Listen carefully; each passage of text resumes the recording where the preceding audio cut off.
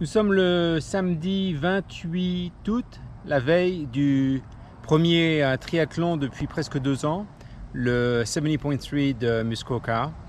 Pour le moment, le temps est très agréable. On a eu un orage ce matin.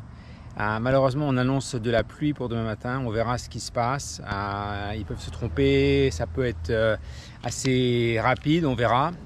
Mon vélo est derrière moi en transition déjà, comme un bon nombre de personnes, puisqu'il fallait l'amener avant 5 heures.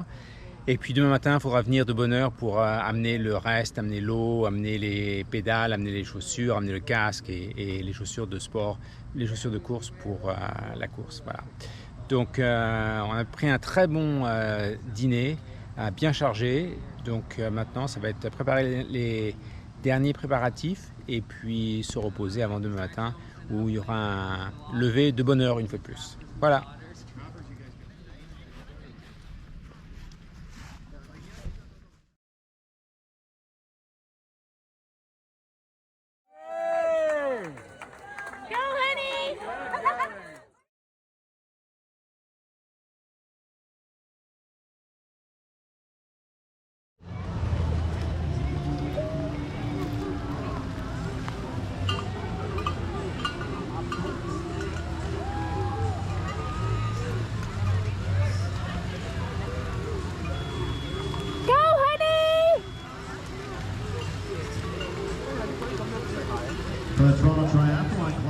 Yeah, David! Great work! Looking good! You got this!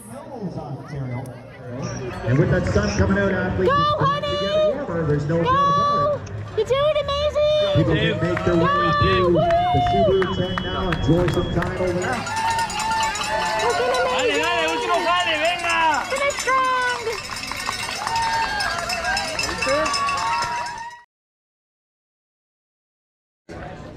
Je viens de finir la course il y a peut-être 3-4 minutes.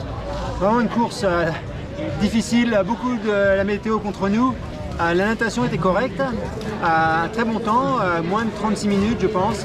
Des petits problèmes au début avec ma montre, puisqu'au lieu de mettre sur position de triathlon, j'ai mis position course. Alors pour nager, c'est pas ce qu'il y a de mieux, donc j'ai dû m'arrêter, recommencer. C'est pas bien grave. Donc très content de la natation. Ensuite, le vélo, très bon départ. Tout se passait bien et au bout à 40 km, le déluge. Et vraiment, il tombait des cordes, il y avait de l'orage, on voyait des éclairs, on voyait pas grand chose sur la route, mais bon, c'est pareil pour tout le monde. Donc pratiquement les 50 derniers kilomètres, c'était sous la pluie, une route détrempée. 2h32, ce qui était un petit peu, pour un temps comme ça, c'est pas mal du tout. J'espérais faire moins de 2h30, mais bon. Il fallait que je m'arrête bien aux stations d'aide pour remettre de l'eau et puis récupérer des gels parce que je savais que j'avais un peu faim, donc j'ai essayé d'avoir un peu plus de nutrition sur le vélo. Ensuite, arrivé à la deuxième transition, là j'ai vraiment pris mon temps énorme parce que heureusement que j'avais mis mes chaussures et toutes mes affaires dans un sac plastique, donc tout était bien sec alors que il y avait des grosses flaques. Je me suis arrêté, je me suis essuyé les pieds, j'ai changé de veste, de maillot.